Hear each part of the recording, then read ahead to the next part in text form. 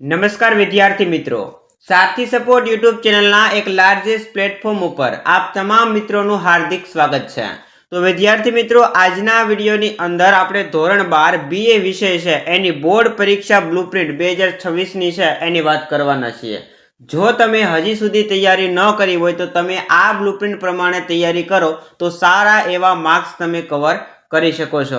તો આ વિડીયોને તમે સ્કીપ કર્યા વગર અંત સુધી જોતા રહેજો અને સંપૂર્ણ PDF ફાઇલ ડાઉનલોડ કરવી હોય તો ડિસ્ક્રિપ્શનની અંદર આપણી ટેલિગ્રામ ચેનલની લિંક પણ તમને આપી છે અથવા તો આપણી વેબસાઇટની લિંક તમને આપી છે, ત્યાંથી તમે સંપૂર્ણપણે આ જે PDF ફાઇલ છે એને ડાઉનલોડ કરી શકો છો। ઓકે, વધારે સમય ના લેતા વિડીયોની શરૂઆત કરીએ તો ધોરણ 12 BA બોર્ડ પરીક્ષા બ્લુપ્રિન્ટ 2026 જેની અંદર સૌથી પહેલા આપણે વાત કરીએ તો કેટલા પ્રકરણ તમારે BA વિષયની અંદર આવે છે તો કે 1 થી 12 પ્રકરણ આવે છે। 1 થી 12 પ્રકરણ આવે છે એની અંદર અહીંયા તમને ગુણભાર લખ્યો છે અને સાથે સાથે આપણે જનરલ ગુણભાર પણ લખેલો છે। જનરલ ગુણભાર એટલે તમારે પેપર છે એ 100 ગુણનું આવે છે, પણ પહેલા કેવું હતું તો કે અથવાની અંદર પ્રશ્ન આપતા હતા, પણ હવે એવું નથી। હવે દાખલા તરીકે વિભાગ ઈ તમને પૂછ્યો હોય, પ્રશ્ન કેટલા આપ્યા હોય તો કે પ્રશ્ન 6 આપ્યા હોય અને સૂચના લખી હોય કે આમાંથી કોઈ પણ 4 લખો, તો વિકલ્પ તમને મળે છે કે તમને જે પ્રશ્ન 4 સારા આવડતા હોય એ તમે લખી શકો। પહેલા તો એવું હતું કે પહેલો પ્રશ્ન આપ્યો હોય એના અથવામાં એક બીજો આપ્યો હોય, જો એ બે માંથી તમને એકય નથી આવડતો તો તમારા માર્ક્સ કટ થઈ શકે, પણ હવે એવું નથી। 6 આપ્યા હોય તો તમને જે આવડતા હોય 4 તમે લખી શકો છો। તો આવી રીતે તમને જનરલ ગુણભાર આપેલો છે। તો જોઈએ આપણે પહેલું પ્રકરણ છે એ આમ આપણને 10 ગુણનું પૂછાય છે, પણ જનરલ ગુણભાર સાથે ટોટલ 15 ગુણનું પૂછાય। કેટલા તો કે 15 ગુણ અહીંયા તમને લખેલું છે। ઓકે, જોઈએ આપણે એમાંથી તમારે હું તૈયાર કરવાનું છે। તો પહેલું પ્રકરણ છે ટોટલ 15 ગુણનું જનરલ ગુણભાર સાથે પૂછાય છે, તો એમાંથી તમને વિભાગ એમાં એટલે કે વિકલ્પ ટાઈપના જે પ્રશ્ન આવે છે એ 3 પૂછાય છે। એના પછી વિભાગ બી એટલે કે 1 માર્કના પ્રશ્ન જે 10 આવે છે એ 10 ફરજિયાત છે, અને વિભાગ એમાં 20 પ્રશ્ન આવે છે તો 20 ફરજિયાત છે। એમાં તમને જનરલ વિકલ્પ મળતો નથી વિભાગ એ બીમાં। વિભાગ બીમાં આવે છે। ત્યાર પછી વિભાગ સી 2 માર્કના પ્રશ્ન 17 આપ્યા છે ટોટલ, એમાંથી 13 પ્રશ્ન તમારે લખવાના છે, જેમાં વિભાગ સીમાં 2 પ્રશ્ન આવશે પહેલા પ્રકરણમાંથી। વિભાગ ડી જેમાં 2 પ્રશ્ન આવશે 3 ગુણના, જેમાં ટોટલ તમને 12 પ્રશ્ન આપ્યા છે, એમાંથી કોઈ પણ 8 લખવાના થશે। અને વિભાગ ઈમાં એકય પ્રશ્ન પહેલા પાઠમાંથી પૂછાશે નહીં। વિભાગ ઈમાં 6 પ્રશ્ન આપ્યા છે, એમાંથી તમારે કોઈ પણ 4 લખવાના થશે, અને એમાં પણ ચેપ્ટર ફિક્સ છે કે કયા કયા ચેપ્ટર કરવા, તો કે 3, 5, 6 અને 11 આટલા પ્રકરણ તમારે તૈયાર કરવાના છે વિભાગ ઈ માટે। ઓકે, એના પછી બીજો પાઠ જે ટોટલ 6 ગુણનો છે, જનરલ ગુણભાર સાથે પણ 6 ગુણનો પૂછાય છે, જેમાંથી એક વિકલ્પ આવશે। વિભાગ સીમાં 2 ગુણનો એક પ્રશ્ન અને વિભાગ ડીમાં 3 ગુણનો એક પ્રશ્ન પૂછાશે ચેપ્ટર નંબર 2 માંથી। એના પછી ચેપ્ટર નંબર 3 જેનો ગુણભાર 7 ગુણનો છે, પણ જનરલ ગુણભાર સાથે ટોટલ 12 ગુણનું પૂછાય છે, જેમાંથી 2 વિકલ્પો આવશે। વિભાગ બીમાં 1 પ્રશ્ન, વિભાગ સીમાં 2 પ્રશ્ન અને વિભાગ ઈમાં 1 પ્રશ્ન આવશે ચેપ્ટર નંબર 3 માંથી। ચેપ્ટર નંબર 4 જેનો ગુણભાર 10 છે અને જનરલ ગુણભાર સાથે પણ 10 ગુણનું પૂછાય છે, જેમાંથી તમારે 2 જ વિભાગ તૈયાર કરવાના છે, વિભાગ સી અને વિભાગ ડી, જેમાં 2 પ્રશ્ન વિભાગ સીમાં આવશે અને 2 પ્રશ્ન વિભાગ ડીમાં આવશે। ઓકે, અને છેલ્લે હું તમને એ પણ કહીશ કે તમારે પાસ થવું હોય તો કયા કયા ચેપ્ટર તમે તૈયાર કરો તો તમે સારી રીતે પાસ થઈ શકો છો। ઓકે, એના પછી ચેપ્ટર નંબર 5 જેનો ગુણભાર 10 છે, પણ જનરલ ગુણભાર સાથે ટોટલ 15 ગુણનું પૂછાય છે, જેમાં વિભાગ એમાં 1 પ્રશ્ન, વિભાગ સીમાં 2 પ્રશ્ન અને વિભાગ ઈમાં 5 ગુણના 2 પ્રશ્ન આ પાઠમાંથી તમને પૂછવામાં આવશે। ઓકે, એના પછી ચેપ્ટર નંબર 6 જેનો ગુણભાર 10 છે, પણ જનરલ ગુણભાર સાથે 15 ગુણનું પૂછાય, એના માટે તમારે 3 વિભાગ કરવાના છે, એ, સી અને ઈ। એક વિકલ્પ આવશે, વિભાગ સીમાં 2 પ્રશ્ન આવશે અને વિભાગ ઈમાં 5 ગુણના 2 પ્રશ્ન આમાંથી આવવાના છે।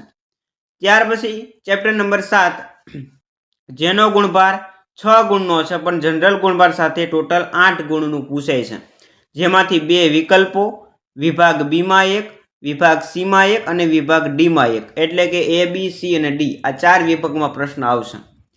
ત્યાર પછી ચેપ્ટર નંબર 8 જેનો ગુણભાર 8 અને જનરલ ગુણભાર સાથે પણ 8 ગુણનું પૂછાય છે, જેમાંથી 2 વિકલ્પો વિભાગ બી માં 1 વિભાગ સી માં 1 અને વિભાગ ડી માં 1 એટલે કે 4 વિભાગમાં પ્રશ્ન આવશે। ચેપ્ટર નંબર 9 જેનો ગુણભાર 8 અને જનરલ ગુણભાર સાથે પણ 8 ગુણનું પૂછાય છે, 2 વિકલ્પો વિભાગ બી માં 1 વિભાગ સી માં 1 અને વિભાગ ડી માં 1। ત્યાર પછી ચેપ્ટર નંબર 10 જેનો ગુણભાર 9 છે પણ જનરલ ગુણભાર સાથે 12 ગુણનું પૂછાય છે, 2 વિકલ્પો આવશે વિભાગ બી માં 2 પ્રશ્ન વિભાગ સી માં 1 પ્રશ્ન અને વિભાગ ડી માં 2 પ્રશ્ન આ પાઠમાંથી પૂછવામાં આવવાના છે।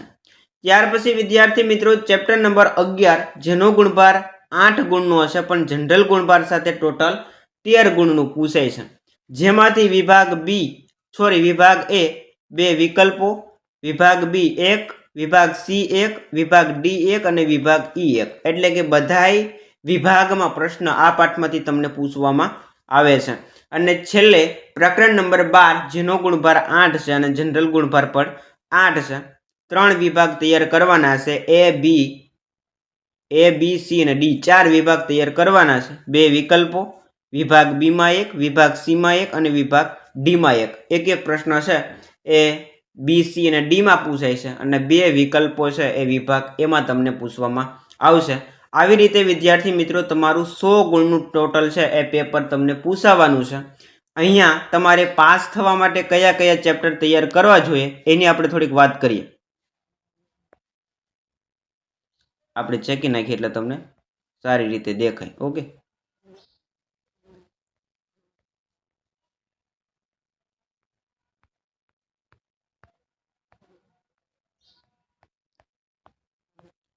ઓકે તો પાસ થવા માટે કયા કયા ચેપ્ટર તૈયાર કરવા જોઈએ તો સૌથી પહેલા તમારે વધારે ગુણભાર હોય એ ચેપ્ટર તમે તૈયાર કરો તો તમે સારી રીતે માર્ક્સ છે કવર કરી શકો। તો અહીંયા વધારે ગુણભાર ધરાવતા પાઠ કયા કયા છે તો કે પહેલો પાઠ છે, એના પછી 5મો પાઠ છે અને એના પછી 6ઠ્ઠો પાઠ છે। ત્રણેય પાઠ એવા છે કે જેમાંથી જનરલ ગુણભાર સાથે 15 ગુણનું પૂછાય છે, 15 દુ 30 અને 15 તેરી 45 એટલે કે તમે 3 ચેપ્ટર કરો તોય તમારે 45 માર્ક્સ છે એ કવર થઈ શકે એમ છે। જેમાં પહેલો પાઠ છે એમાંથી તમારે વિભાગ એ વિકલ્પો 3 વિભાગ બી માં 2 વિભાગ સી માં 2 અને વિભાગ ડી માં 2 એટલે કે વિભાગ એ બી સી અને ડી આ 4 જ વિભાગ તૈયાર કરવાના છે, એમાંથી તમને બધાય 2 પ્રશ્ન આવે છે। તો ખાસ તમારે પહેલો પાઠ એક તૈયાર કરવાનો છે, એના પછી ચેપ્ટર નંબર 5 જેમાંથી એ 2 અને 3 એટલે કે 3 જ વિભાગ તૈયાર કરવાના છે।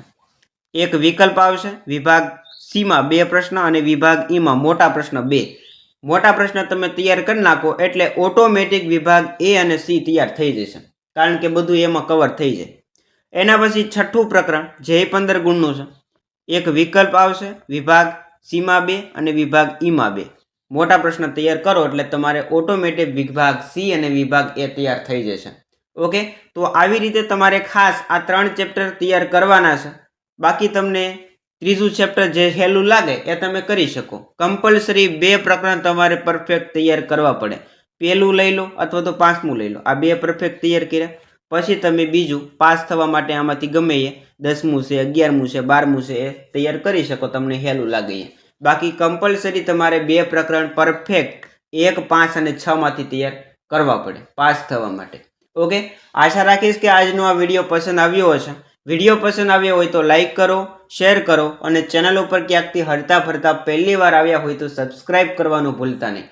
મળીએ દોસ્તો આવા જ નવા વિડીયો સાથે। જય હિન્દ, જય ભારત।